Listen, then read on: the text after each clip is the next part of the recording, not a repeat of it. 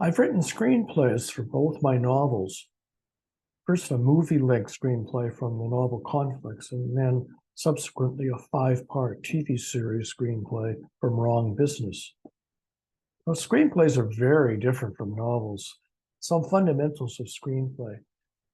An average movie or TV scene is 1 minute long. So a 2-hour movie will have about 120 scenes. Each scene is written as about 1 page. So again, a 2-hour movie will be about 120 pages. The structure of a typical screenplay is very formalized, both in content and presentation. For a typical successful movie or series, the expectation is that it will include an opening image that creates a vibe. Oh, this is going to be good. A strong theme established in the first 5 minutes. Development of the story till about the midpoint, and then a crisis where all appears to be lost. And then the overcoming of all the odds to build it to a successful conclusion in the last 1/4 of the movie or series. And then a wrap up with a strong final image. Of course, many scenes that work in a novel don't work in a screenplay and have to be rethought.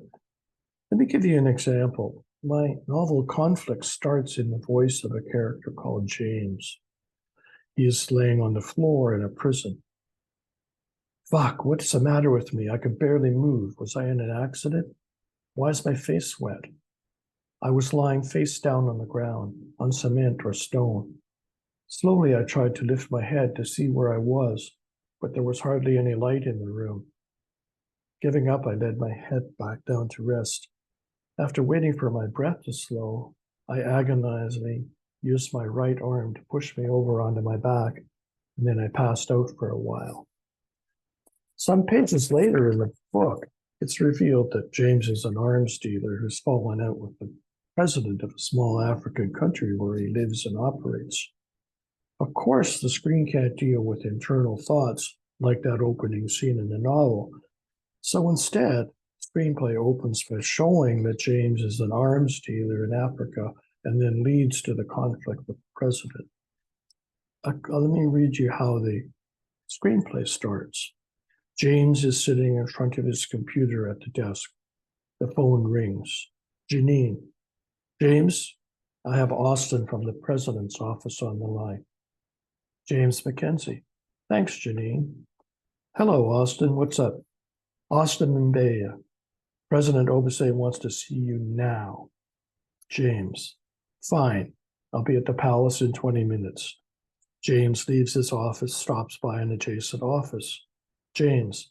Sabby, I need to go to the palace. I should be back before lunch. Sabby. Okay, James. See you later. James walks to the top of the stairs leading down into the warehouse, past rooms stacked with helmets, vests, some large empty rooms, warehouse floors filled with weapons, armored personnel carriers, stacks of wooden boxes with machine guns, rocket-propelled grenades. He descends and heads out of the warehouse.